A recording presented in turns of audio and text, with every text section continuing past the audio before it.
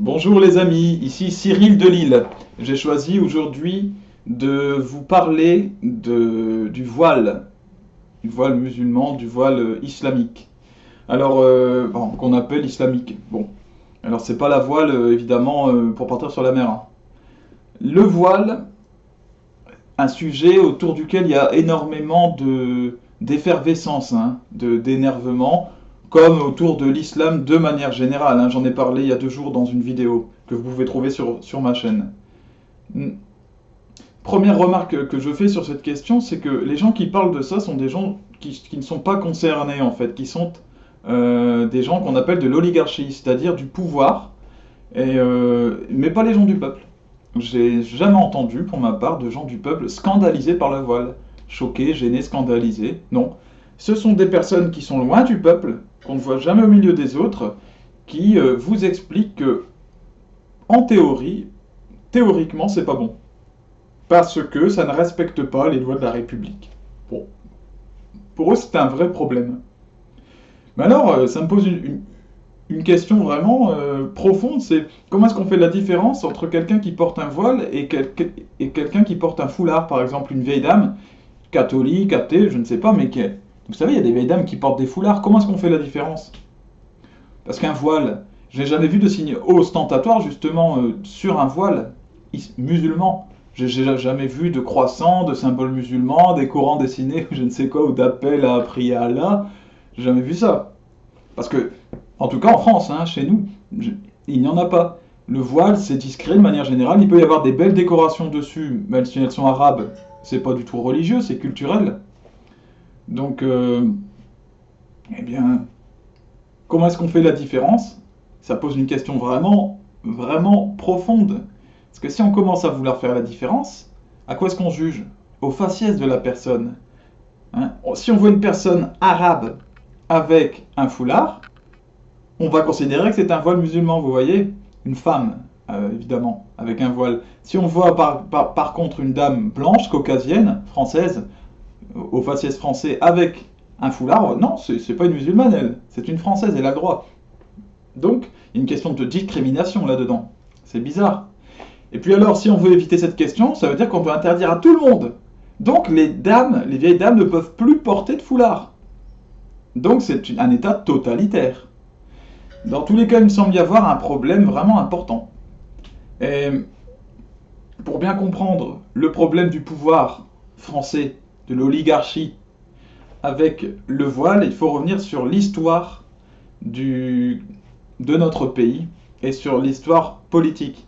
Déjà, quelque chose d'assez basique, hein. Je ne suis pas historien, je prétends pas l'être.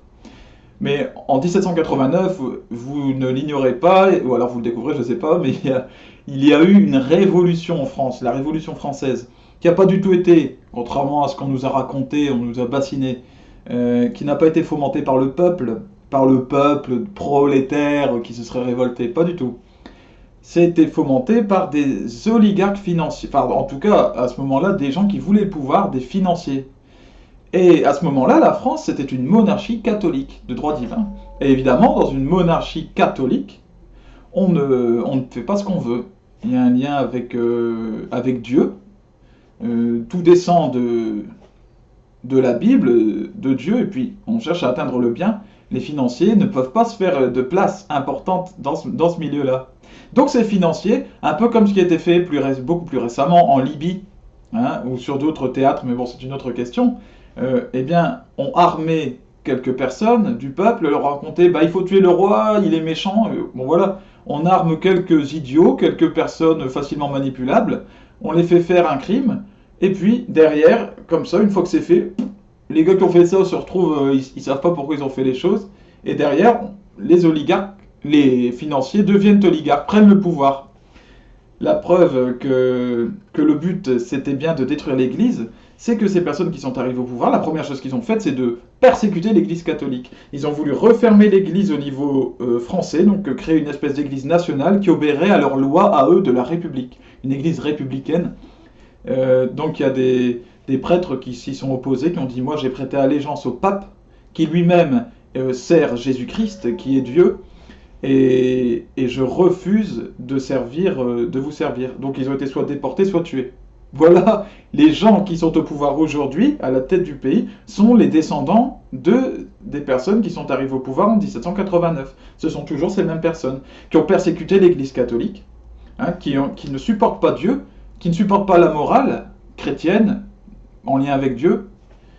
Eh bien, ces personnes font partie d'une organisation qu'on appelle la franc-maçonnerie, dont vous avez probablement déjà entendu parler.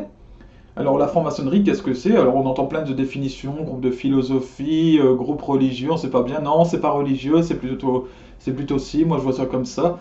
Bon, on dirait que ça n'a pas de définition. En fait, ça a une définition. Il faut simplement regarder, si vous voulez regarder sur YouTube, Serge Abad Gallardo. Je vais vous mettre le lien juste sous la vidéo, là, regardez. Euh, Serge Abad Gallardo, c'est un ancien franc-maçon, justement. Il a fait partie de la franc-maçonnerie, il l'a quitté. Il est allé jusqu'au, il me semble, au 18e degré.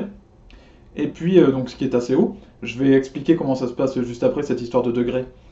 Et donc, il est allé jusque-là, et puis il a été touché par la grâce du Christ. Voilà, parce que le Christ fait ce qu'il veut. Tout ce qu'il veut, au moment où il veut, puis lui a accepté de se tourner vers le Christ. Et donc, eh ben, il a quitté la franc-maçonnerie, maintenant il témoigne de ce que c'est. Il explique que cet ordre, cette organisation est luciférienne, qu'elle voue un culte à Satan, en réalité. Et il n'y a rien de... Il n'y a rien de surprenant. Encore une fois, lui, il explique ça dans les détails, hein. Donc si certains trouvent ça incroyable ou farfelu, observez, regardez la vidéo. Il n'y a pas que lui, il y en a plein. Il y a plein de gens aujourd'hui qui témoignent. Tapez ex-franc-maçon sur Google, juste ex-franc-maçon ou témoignage ex-franc-maçon, vous en trouverez à foison, hein, à travers le monde. Parce que Dieu est en train de nous révéler quelque chose en ce moment. Et donc ces personnes, ces francs-maçons, en fait, il y a 33 degrés en tout, donc je vais vous expliquer, il y a 33 degrés dans la franc-maçonnerie. Et dans les premiers degrés, effectivement, ceux qui entrent au début ne savent pas vraiment ce que c'est. Bon, il faut quand même payer très cher, à peu près 300, entre 300 et 600 euros par mois, je crois, quelque chose comme ça. C'est histoire de trier, en fait. C'est histoire de trier les personnes, d'avoir des personnes qui sont financièrement puissantes. Et donc au début c'est un groupe effectivement philosophique, un groupe qui se présente comme humaniste, où on parle de sujets de société, etc. On le fait vraiment. Premier degré, deuxième, troisième, quatrième. Puis au fur et à mesure que vous avancez, on vous dévoile des vérités sur cette organisation, des choses qui étaient secrètes. Or, comme le dit la Bible, comme le dit Jésus, ce qui est secret n'est pas de Dieu. Il n'y a aucune vérité qui soit tenue secrète. Aucune chose de Dieu qui soit tenue secrète. Donc si c'est tenu secret, c'est que c'est pas de Dieu. Donc c'est que c'est du démon. Et là, c'est fermement tenu secret, mais plus maintenant, parce que leur système est en train d'exploser en ce moment et tout est montré. Mais donc vous avancez doucement, et puis au fur et à mesure, vous reniez certaines choses et vous avancez vers autre chose. Et puis en fait, au 30e degré, sur ces 33 degrés, au 30e, là, après des cérémonies, plein de cérémonies, plein de rites par lesquels vous êtes passé, vous prêtez allégeance à Satan, vous refusez la Bible et vous crachez sur Jésus. Voilà. Parce que les francs-maçons considèrent, le but de la franc-maçonnerie en tout cas, c'est de considérer que Satan est la lumière véritable pour l'homme. Et que Dieu, c'est le méchant en fait dans l'histoire. Donc tout est inversé. Et Dieu, c'est un tyran, et c'est pour ça qu'il fait passer Satan pour le méchant, parce qu'il veut continuer à nous tyranniser, etc. Il y a toute une légende, et donc pour un franc-maçon, l'homme se construit lui-même. Dieu n'est pas là pour lui, donc c'est vraiment l'œuvre athée, l'œuvre non croyante, et même l'œuvre démoniaque par excellence, si on peut parler d'excellence. Et cela dit, c'est une organisation qui est très méthodique et organisée, parce que leur but principal, c'est d'aller contre Dieu, et en particulier, évidemment, de son serviteur sur terre, l'Église catholique. Et pour ce faire, eh bien, ils ont mis en place toute une série de lois. Ces gens qui font partie de la franc-maçonnerie sont puissants. Ce sont des grands chefs politiques ou des grands chefs d'entreprise, mais des gens qui ont un impact sur la société qui est important. C'est ce qui leur permet justement d'agir. Et c'est pour ça qu'il y a un tri chez eux, pour avoir des personnes puissantes. Parce qu'ils considèrent que l'homme se fait lui-même par la force de ses mains. Ils ont des symboles avec un marteau et l'enclume, il y a plein de choses, le compas, l'équerre, etc. Ce sont leurs symboles. C'est l'homme qui se construit par son intelligence, par l'intelligence mathématique. Mais il n'y a pas de cœur, quoi. Voilà. Et il n'y a surtout pas de lien à Dieu.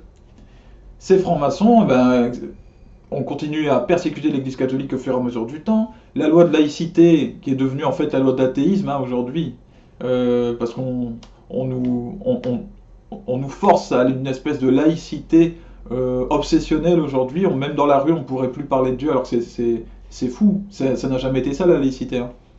Mais quand même, leur œuvre, on peut penser qu'il y a eu un impact très important des francs-maçons dans le choix de cette loi.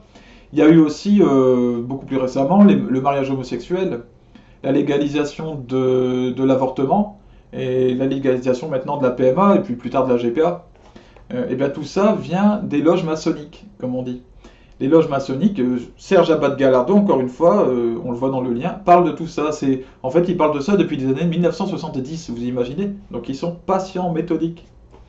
Et ces gens, aujourd'hui, bah, ils ont un vrai problème qui cherchent à détruire comme ça l'œuvre de Dieu et à détruire la famille pour accéder à la lumière de Satan.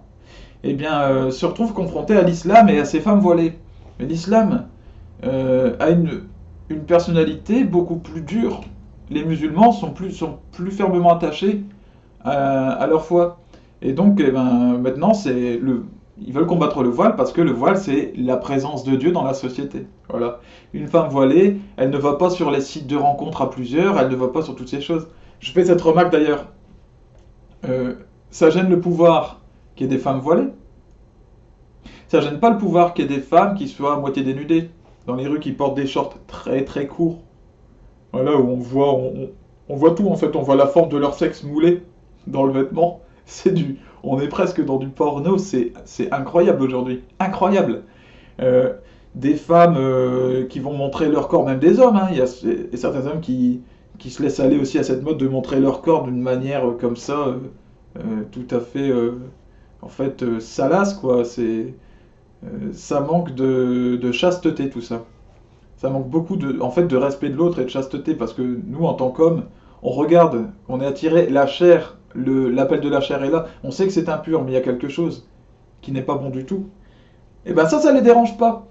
Voilà, que des enfants voient ça ne les dérange pas. Que des enfants voient des homosexuels qui mettent des tenues de femmes, qui mettent en valeur leurs fesses, ou parfois qui descendent à moitié leurs pantalons pour qu'on voit leurs fesses, que ce soit à la Gay Pride, mais même ailleurs. Hein. Des hommes qui se maquillent, qui ont un look à moitié féminin, ça, des enfants sont choqués. Moi, quand j'étais petit, j'ai été réellement choqué par ça, j'ai fait des cauchemars avec ça. Bah ça les gêne pas, comprenez? Voilà, ces gens qui sont là pour notre bien. Mais par contre, une femme avec un voile, oh, j'ai jamais vu un enfant choqué par ça. Mais eux, ça les dérange. Voilà, eh bien, sachez que c'est tout simplement parce que le voile, c'est la présence de Dieu dans notre société. Et évidemment, ils n'auront de cesse de continuer, je pense, à harceler les musulmans pour l'interdiction du voile. Je ne sais pas jusqu'où ça va aller, mais ça sent mauvais. Voilà, mais je pense de toute façon que ces gens ont perdu.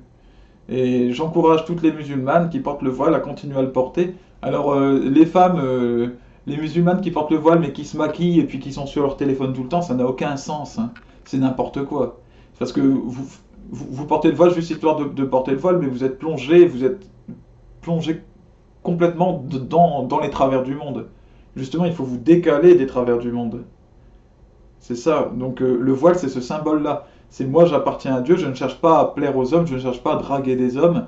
Voilà, et je refuse cette espèce d'ambiance destructrice, en fait, de l'ordre de Dieu et de la famille qui a été mise en place. C'est ça. Salut donc aux musulmanes qui portent le voile, salut à tous et à bientôt.